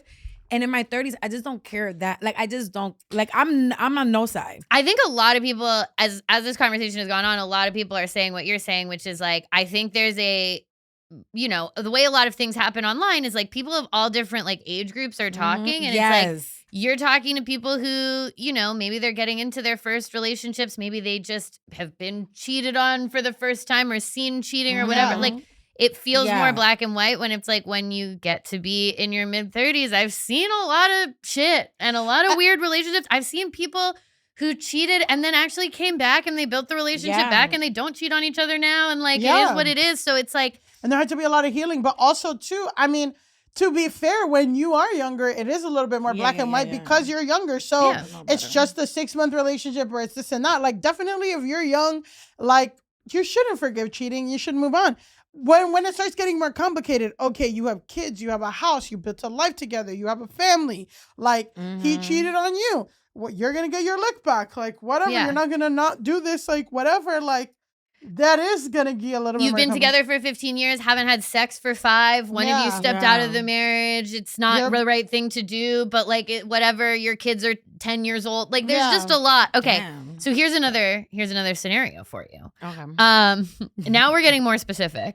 Girl, whose life is it about? I feel like this one will be revealed. Okay. Okay. And we'll actually, whether or not you recognize what this is from will show how in white culture you are. Again. Sex in the City. Sex in the City. You're just saying white things. Your best friend has been involved in a love triangle between himself, his brother, and the girl they share a beach house with since they were children. Is this Cruel Intentions? This is Summer I Turned Pretty. Oh, okay. The girl in question. Cruel Intentions. Well, can you name any of the actors in Cruel Intentions? Yep. Buffy. Okay, no, that's not the name. but yes. But no, you can't say that she knows white people if you can't say the names. Michelle Gellar. Sarah Michelle Gellar. Sarah Michelle Gellar. Fucking Reese Witherspoon is my bitch. Okay. And Ryan Phillippe. Okay, so that's more white people. We just added. We just added. At 20. Yeah, we're at 10. Okay, and we'll add Conrad and Jeremiah to the list. So okay. She didn't know Summer I Turned Pretty. She will soon. I saw the first like 10 minutes of it. Okay. So of one episode of it. Your best friend has been involved in a love triangle between himself, his brother, and the girl they've shared a beach house with since they were children. The girl in question and his brother finally break up. So your friend gets with her, they start dating, and they even go to the same college. Then the two of them have a fight in which the status of their relationship is left unclear. he goes on spring break in Cabo and sleeps with Lacey Barone. Twice. I'm not gonna hold you. I forgot the first part already. Do you ADHD. tell that your friend cheated in Cabo? Do you tell his girlfriend? But you like the girlfriend. You like the girlfriend, yeah. Whoa. What's not to like about now, Belly? if you like someone, Yeah. you gotta fuck up that home. Because you want to be with Belly. I mean, You gotta fight for what you want. Yeah. So you're like, that's different. so if you know that like someone's getting dogged out and you want to be their girlfriend, you're gonna step in and do what needs to be done. If I was 20, absolutely. If you were 20, what about you now? No, because I'm gonna get treated like shit. What do you mean treated like shit? Like once they're gonna be broken, they gotta heal him. It's gonna be too much work. Yeah. Now you know it's too much work. No, you can't be But in getting my involved with 20s, Jeremiah. I would have been like, oh my God, like, isn't there like a song about this shit? I'll give your heart a break. Don't want to break your heart. Gonna give your heart a break. There's a song about this girl snitching, like a girlfriend. She was a skater boy. Oh, no, that's not what that song is about, but I appreciate it. Yeah, that's not what that song about. First of all, Girlfriend is one song. Skater Boy is a different song. Skater Boy is a different That's, I think, like, also, can you name who sung it?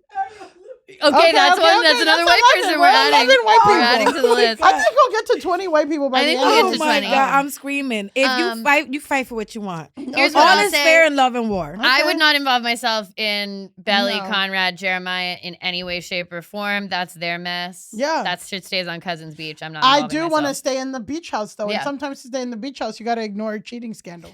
And that's a really important point. That's important. And that that's should go a on really Sometimes to important get free point. drinks, you got to ignore cheating. Am I going to do it every weekend? No, but.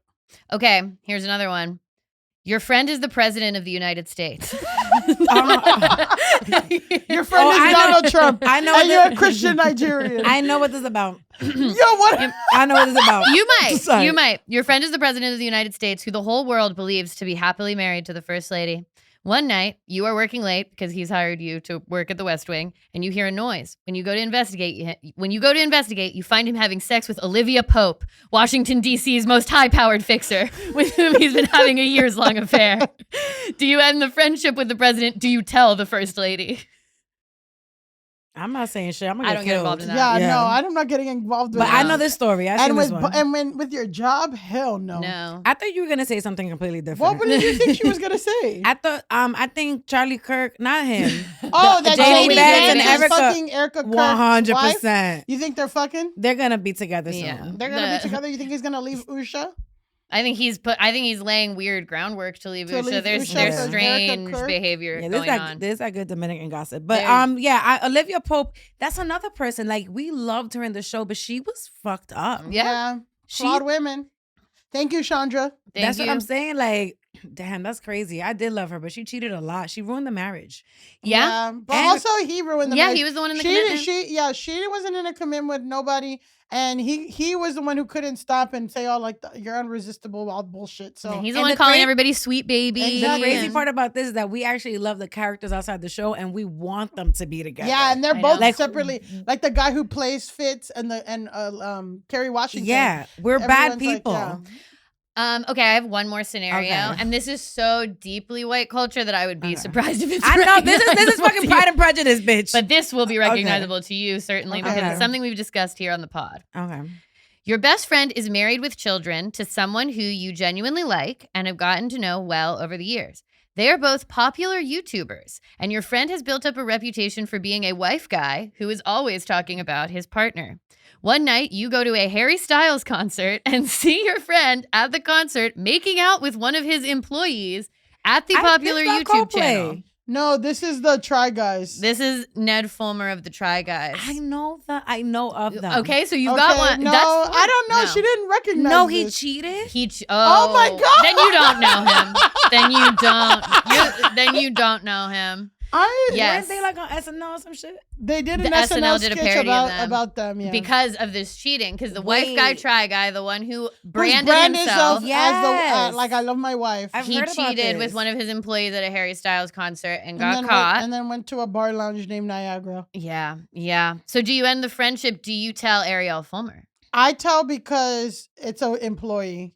Yeah. And this guy's fucking up money. Like if you and Sasha, if you built a company with someone and she's fucking one of your employees, and her whole thing is, I love my man. That's the whole content. And the man is now part of your thing. The thing is that as a public figure who I am, I've already told people I was flawed. So I'm going to be still friends with my friend.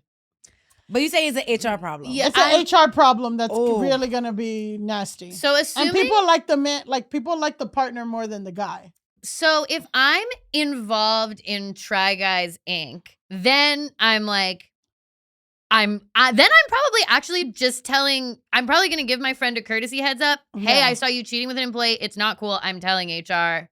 I would probably just go like a full professional route. If we have a company together and my best friend sleeps with an employee, I have to tell HR.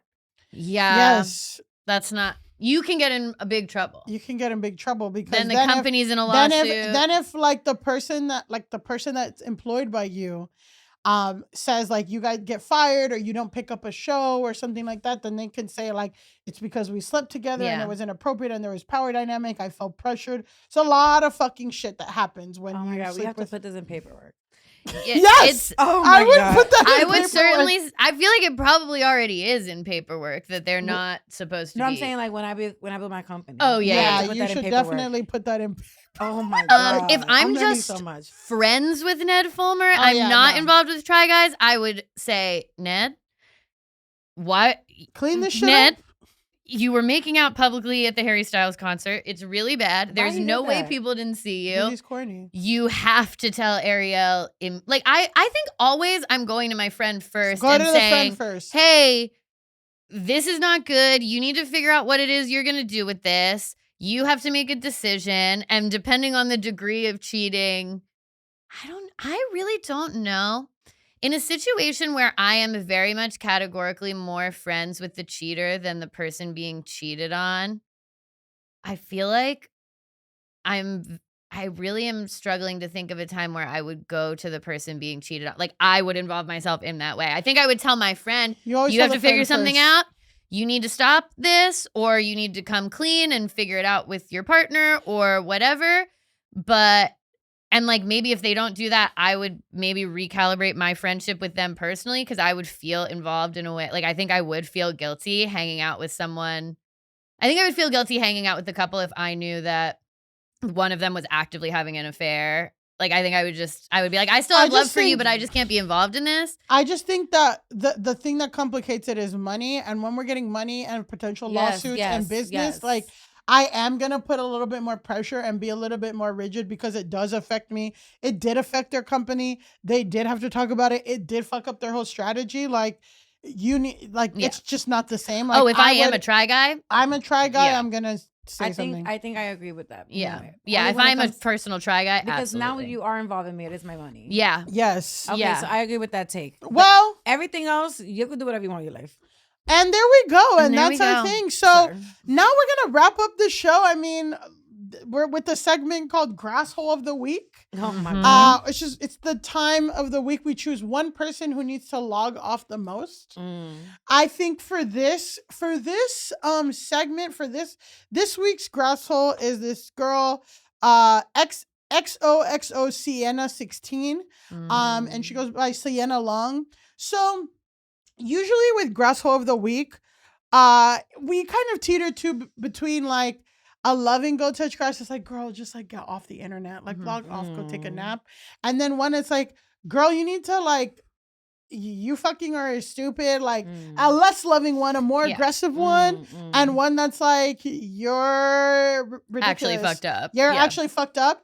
I want to hear from you by the end of this story if you think you still want. If this girl Sienna holds a place in your heart, or if you're like you're fucked up. Okay. Okay. So what happened? So Sienna Long, right now, since she went viral for this, she has 24,000 followers and on TikTok, and it all started. So she goes to the University of Miami. Okay. And there's a student newspaper that published an article about like what is it like to be an influencer while being at school, and like who are the top 3 influencers of the school. And the front page of the issue featured 3 prominent influencers, with more students profiled elsewhere in the issue. But Sienna, you know, she was featured in the story, but she wasn't one of the ones that had the most followers. Mm-hmm. And so she wasn't on the cover. So she wasn't one of the 3 like top people in the article because she doesn't have the most followers. I will say, like, University of Miami particularly, like, it kind of is a little bit known as an influencer school because of like the Miami of it all. And also like Alex Earl, who's like one of the biggest influencers, like millions of followers, makes tons of money. She started off at UM. So I think it's like the combination of like being in Florida, being like an influencer, having like the Miami nightlife element of your content, and also like UM specifically. Like there is something that is like a content creator factory. So on October 22nd, Sienna posted this video. I made a video saying that there's enough room for all the influencers in the world, but at UMiami right now doesn't feel that way. UMiami has an newspaper called the Miami Hurricane, and they did stories on influencers who are like up and coming and rising, and they did an article on me, and it was an amazing experience, and I'm so happy that I was written about. But my article, one of the main points said that I will come on here and be vulnerable with you guys and tell you if I'm having a crappy day. And I'm having a crappy moment right now. On Instagram, they posted the cover page, which was the 3 influencers with the biggest following here. And I know I don't have a big following, but it made me realize that like micro-influencers don't get enough recognition. And even though I'm chasing the same dream as they are, and I'm trying so fucking hard all the time, I just don't feel appreciated right now. And yes, the fact that I even got written about was amazing, but it just feels like I'm chasing a dream, but I'm still so freaking far behind. And it just like hurts, like knowing that like I wasn't up there. And I come from a competitive dance world, so I've been judged my entire life. And any influencer, anybody in the competitive world at all will know that if you're not top 3, it just is so shitty. It's like a shitty thing to see, a shitty thing to feel, you know? So I'm really trying, because I love giving you guys my advice, to think this will make me better, make me grow even more, and make me just like find my niche. But sometimes you just need a wake-up call, you know? This gave me a wake-up call that like you're not there yet. So yeah, feels pretty crappy not seeing myself up there. But you know, we're gonna push through, right? Thank you. I love you guys. I'm gonna go wipe my tears and feel better. Your face is... I'm sorry. Are you sure it doesn't have alcohol in it? Yeah. LaCroix does not have alcohol in it. God. So thoughts, guys? I'm gonna say something mean, so y'all go first. Go ahead. No, say it. You know what? I'm very disappointed in her mindset. Very disappointed because instead of saying, as comedians, there are comics that have more exposure, that have more followers, and I'm like, okay, yeah, I gotta work harder, but at least I'm getting these little accolades along the way, and I have something to aspire to. Instead of being like, I was featured, and you know, I do want to work harder and being a little more positive. She got on the internet complaining her niche is gonna change in 5 years. Yeah, like you don't even know who you are, little girl. You know, so it's just kind of like, what are we crying about? But I understand the climate down there, like. Maybe I'm saying like maybe it's clouding her brain cells a little bit. Yeah, like I just cannot imagine going to college with this era. Like the internet, how important it is for these kids. And you're not even giving yourself space to like explore. Yeah, and it's an issue for the internet. That's why you need to. She needs to lightly touch grass, because if you spend too much time online, like on these like vanity metrics, you're missing out on actual life. Yeah, and I think that's the problem that she's having right now. So true, because it's like, do I understand the feeling of seeing a list come out and making it make me feel some type of way? Exactly. Absolutely. But like you said, it's like you're in the article, and at the end of the day, it seems like this really just came down to hard numbers, and the 3 people were the top 3 with the most followers. So it's not even that it was like actually a judgment call about you or had nothing to do with you. Those 3 people are just the 3 people who had the most followers in the article. It's numbers. Some numbers are bigger than other numbers, and that's what happened. This isn't a math podcast, but I can say some numbers are bigger than other numbers. Some numbers are bigger. Well, also too, like there's a part of me that saw this video and like literally, me and Elise talk about this all the time. It's like, I'm working so hard. We're busting our ass. Like, we're not getting the things that we feel like we deserve, but also like, that's part of the grind. That's what's going to take you there.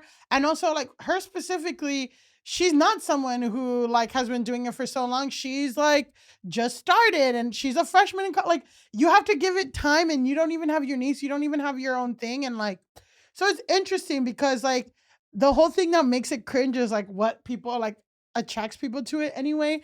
But I will say that like, so she got roasted because she was out of touch.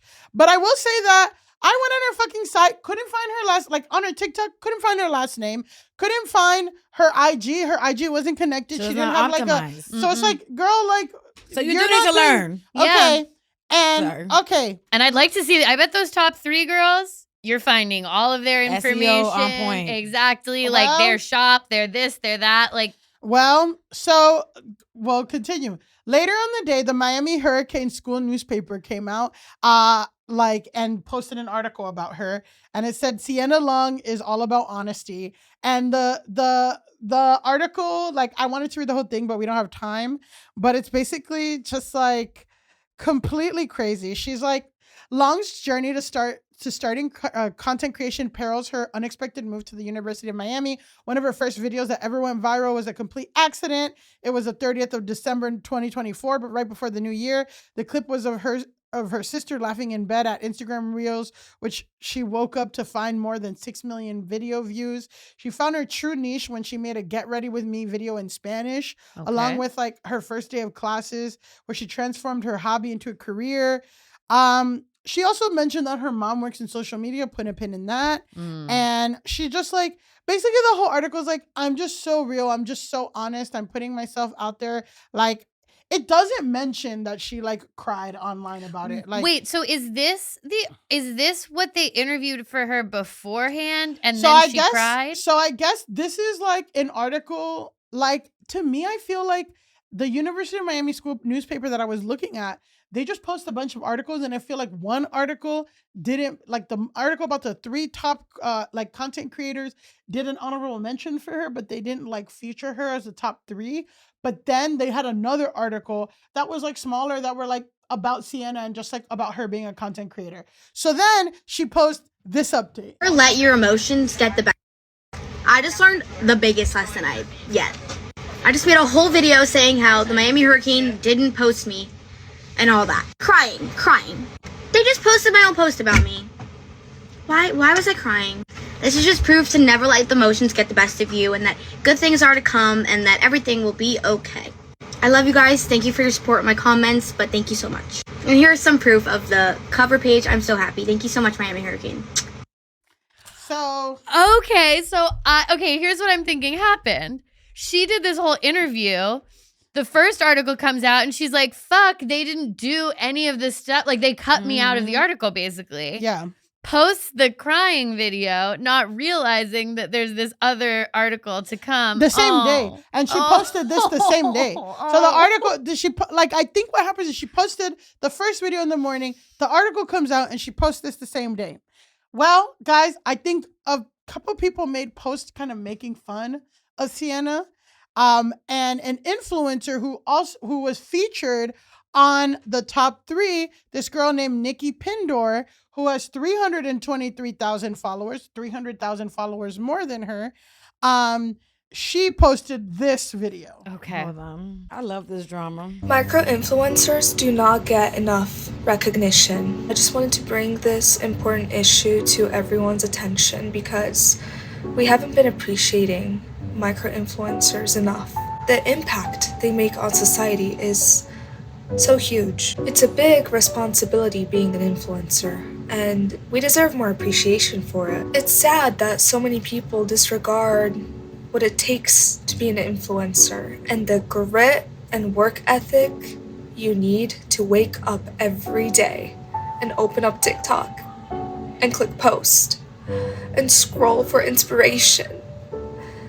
It's a lot, and there should be a National Influencer Appreciation Day. Whether you have 20 followers or 500, you deserve to be treated like the celebrity you are. This is me raising awareness for a very important subject, and I hope this reaches the right people. Okay, so I actually did see this video on my algorithm. Wow. And okay, I was like, what the fuck is this? Well, now you know the thing. Finally, at the end, we get something that made it to your algorithm. So clearly she was joking. Yeah. She was joking. And I'll say this. Nicki Pinder, 300,000 followers more. She got her full name on there. She got her Gmail on her bio. She has her Shopify thing. She is not as cute as the other girl, but she has it. She's funny and like, damn so it, Messy Millie back. I know, but I'm like, you could see the real difference. Yeah. This girl is not like she's being funny with it. She's not taking it, but also she's both taking it seriously and not like she's like whatever, but also she's not taking it so seriously. She's still having fun. So everyone starts. So that video goes like a little viral. People are talking about it. It went on my algorithm. It popped up on girls' algorithm. Then Nicki posted this. Oh my God, let me see. Y'all are about to get me sent to the dean again. Yesterday, I made a video saying that micro-influencers should get more appreciation. And I guess I pissed off the girl that made the original video. I get like 2 long-ass paragraphs from her just being like, you might have more followers than me, but I have more school connections, so watch out, like I can really screw you over. And then her mom starts commenting on all my videos and like school posts made about me, and she's like, you guys really support this girl? It's not that serious. Oh my God, I wasn't personally attacking you. I didn't even tag you in the damn video. I didn't want to give you clout. I was just hopping on a trend like all of these people. Mind you, I had like 10 people tell me that this girl was making fun of me on her live, and she had me blocked like 2 weeks ago. She only unblocked me after I was like featured in the magazine at my school, and then she like hit me up and was like, oh my God, let's collab, girl. Obviously you want clout. I'm not gonna blame you for that. Like in the end, it was a very generic video, not referencing your account or your name or even like the school. Like it was so generic. It was like, unless people already saw your video, they wouldn't know the damn reference. Literally hopping on a trend about out of touch people. But yeah, I fear I'm cooked once again. Y'all are about to. So the girl gets sent to the dean. Oh, This no. too much. For that. I'm gonna go touch grass.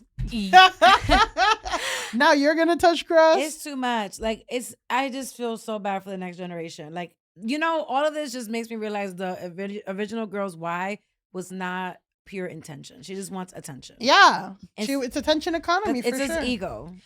Well, and I feel very like, it made me feel disappointed in the original girl because after the second video, I was like, you know what? Maybe she's learned her lesson. She's good. But then it's like, if you have a video that's going bad viral in the way that her video was, people are clowning you online. That's painful. That sucks. I'm not going to sit here and say that if that happened to me, I would have no feelings about it, whatever. People get clowned all the time. But you have to just, in this instance, take the L. If she had just left it at her video being like, guys, lesson learned, whatever, it would have just passed.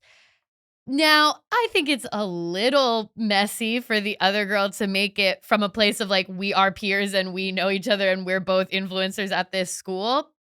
But the original girl just has to take it on the chin. Yeah, girl, that's what it means to be a follow, like to be an influencer. Is that people are gonna clown you all the time, especially again if you're an influencer without a niche. If you're an influencer just talking about going to class and whatever, like that, people are going to be talking about your personal life and like the fake like tears and all that stuff. Like it's just like, what do you even want? And also, like you were saying with comedians and followers and stuff, like the thing is, like if you're chasing followers, it's so whatever. With like comedians, I know a ton of comedians who are really funny, who kill it on stage, who don't have 50,000 followers, like who don't have the following, whatever, because their goals are something different. But like this girl's just like after the thing. So she responds. Oh my God. So let's watch her response and then we'll wrap it up. Okay. Oh my God. One thing, don't send your kids to I know, I'm like, University of Miami. They're not learning over there. These girls, these young girls. Guys, I promise it was never supposed to be that deep. We all know what I'm talking about, and this is my taking accountability video. My head was completely stuck on something that was so stupid. There was no reason at all that I should have been crying over the fact that I wasn't on the front page of a newspaper when they wrote an article about me in the first place. And I want to specify, I am so grateful that I even got that chance, that I was even recognized. But the fact that I was crying that I wasn't on the front page is just so stuck up of me. So I was just completely tone deaf, and that's horrible of me. But that's genuinely not who I am as a person. At all. Never once said that my problems are more important than other problems in the world, or disregarded any of the problems that are happening in our world. But I'm literally laughing at the fact that I even made a comment about micro-influencers. Like, I've never had that thought in my head. Why did I put it in the video? Another thing is, you guys do have to realize that words hurt, and calling me fat and giving me death threats really did hurt my mental health, but I'm not letting it affect me, and I'm trying to move forward, and I'm trying to apologize for how I sounded, because it was horrible. Next thing I want to address is that I did not put in for a no contact order, none of that. That was the University of Miami handling this situation. So words hurt. Please stop sending me death threats and calling me fat, because mental health matters, and I struggle with my mental health. It's not something I'm afraid to talk about. There's another newspaper article coming out, so if you want to check that out, go ahead.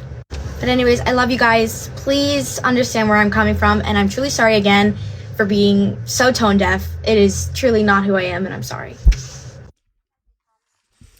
I'm conflicted. What do you mean you're conflicted? This is what happened on the internet. Now I'm like, damn, she took accountability. No, she didn't. She got roasted. Every video that commented were like, "Are you seriously crying about this? Are you like there's a lot of shit going on in the world, girl, and you're commenting about this, blah blah blah blah." And then like she got clowned, and then especially after that, I feel like, and for her to, it's bullshit of her being like, I don't think like this. You don't think it's genuine? See, that's the thing about the internet. You can never tell. I think so. When she did the first correction video, I did feel like that was genuine. I feel like she's young, whatever. She made a dumb video crying online. It was one of those things where it's like, maybe you film this and don't post it. She made the mistake of posting it, whatever. My bigger thing is I'm like, she never should have messed with that other girl that went to the school. And even in this video, when she's like, kind of saying the same thing she said in her first correction, and then also she's like, that's just the university putting in a no contact order. I'm like, okay, but why did you alert your university? You should have just let sleeping dogs lie. You should have let this go. You don't have to like that other girl who made the video. If you see her out at a party, you can be kind of like, that's the girl who made a bitchy video about me. You don't have to like her or whatever. It can change how you interact with her interpersonally. But to send her messages and to go to the school and all that stuff, it's like you're just shooting yourself in the foot in the same way. Well, also, like, people on the comments of that video were like, did your mom apologize to Nicki? Did your mom, like, whatever, like, you should apologize to this girl. And so just to wrap this up so we can get final thoughts so we can get out of here. There's a website called Her Campus, which I guess is like college girl news. I used to be on that. You used to be on that? Okay. So the website Her Campus is where college girls can see news articles like Target Stanley Cup release holiday 2025. Great. That's one of the articles. So from Her Campus has reached out to both of the girls. And the first girl, Sienna, said, honestly, I know it sounded super cringe in my original video. It was so embarrassing. I've definitely learned to think before I speak next time. And just to be clear, I never contacted the dean to ask for no contact ordering against anyone at the University of Miami. The school decided to step in because it went viral on campus. I really just want this whole thing to go away instead of adding to the drama. It honestly wasn't a big deal to me. I got over it 15 minutes after I posted the original video, and I realized how I sounded. So Pindor is the other girl. And she said she's also ready to move on. In her statement to Her Campus on October 29th, she said, I would just like to say that I hold no animosity towards Sienna and have no grudges against her. And the original video I made wasn't meant to be a personal attack towards her, but rather me humping on a sarcastic trend about how to touch people can be. I simply saw a lot of similar videos on my FYP and decided to make my own. I told her the same thing literally minutes after the video was posted, so I'm not sure why she chose to escalate it the way she did. That's pretty much all. I think they're both a little messy, actually, after hearing this. Because I know, but the second one was funny. The second girl has it, and she's funnier and she's cooler. The second one's funnier. And I feel like both of them are not acknowledging things. Like the first girl is trying to be like, I just want to leave the video behind me. That's all good. But it's like, but why was your mom commenting on this girl's videos? You also could tell your university, like, let's just chill out, whatever, blah, blah, blah. So it's like, you also sent this girl these long messages, like, you need to chill. And then the second girl, I don't buy this whole, I was just hopping on a trend. It's like, you know this girl. She's your peer. You're both in the article. You go to the same school. Yeah. Like, let's get fucking real here. All of these people need to get fucking real. But I think from the first video, well, when we were talking about what to cover today, Elise was like, oh, you should look into this girl. And I was going to just do the first video and talk about like how it's cringe. She should just take a nap, go outside and whatever. But I also understand that thing of like, you're working so hard and you're not getting the results you want. So that was like going to be my compassionate go touch grass. But after all this, her involving her mama, like doing all this to get like a post on the fucking school newspaper and the article is complete bullshit anyway. It's not like they're saying anything. It's just them sucking her ass for like 5 paragraphs. Like, I'm just like, I think like you need to reassess what your life goals are. That this is so important to you that you got your mom like commenting on a 21-year-old girl's thing. And also you're a loser. I think the mom needs to go touch grass as well. I'm actually going to issue a go touch grass to every single person involved. The second girl only in her responses, not in the original video, but I am like, let's not pretend like you weren't being a little shady here. But the mom and the daughter definitely both need to go touch grass. Mommy, daughter, go touch grass. A mommy, daughter, go touch grass. They gotta go to a picnic. They go to a picnic. Not a picnic. Any final thoughts about this story? I think what I've learned today is that I am touching grass. Yeah. You are. I don't know none of these people. Yeah, you're touching. You're not touching grass. You're touching sand. You're in Dominican Republic with your friend and her side bitch. Yeah. Drinking drinks. I'm going on tour. You're going on tour. You're not snitching. Yeah, I'm not snitching. I'm not making videos crying online. And you don't know that you know 10 white people. I mean, really, you're 15. living the life. Yeah, 15. we got up there. We got up there. I'm not gonna make any videos about Variety not including me as a comic to watch. Yeah, crying. Oh, exactly. Imagine if I did that every year. It doesn't matter, guys. Get off the internet. Get off the internet. Get off the internet. And speaking, well, I think for the crime. Oh, yes. For the crime, Sienna Long and her mother and even Nikki Pinder for the crime of taking online stuff too seriously. We must ask you all to go touch grass. And that's our show. Glow. Speaking of getting offline, where can people find you online? I'm on the internet. I'm on TikTok, Glorelis, Instagram. I think that's my name too. And I'm always on Threads. And you're always on Threads. You are always on Threads. I actually see that. You're How do you threading. spell your name? I'm kind of going viral on Threads. Ooh, someone needs to. It's just GLORELYS. I just be brain dumping on there. Yeah. And this comes out Wednesday, so shout out the New York Comedy Fest show. Oh yeah, come to the show on Sunday. On Sunday. It's at Chelsea Music Hall, Morir Soñando. Ooh, I love Chelsea Music Hall. That's a great venue. It's gonna be really good. It's gonna be amazing. I'm working on the jokes as we speak. Yes. Beautiful. Right yeah, so if you're hearing this episode the day it came out, or even a couple of days after, go to the show is on Sunday. Yes. Wonderful. And you can follow me at Pandalise on Instagram, at Elise Navidad on TikTok, and this podcast at Go Touch Grass Pod on everything. And you can follow me at Millie Tamaris, Millie_Tamaris on Instagram and TikTok, and at Millie Tamaris on Twitter. And until next time, go touch grass. Wow, we did it.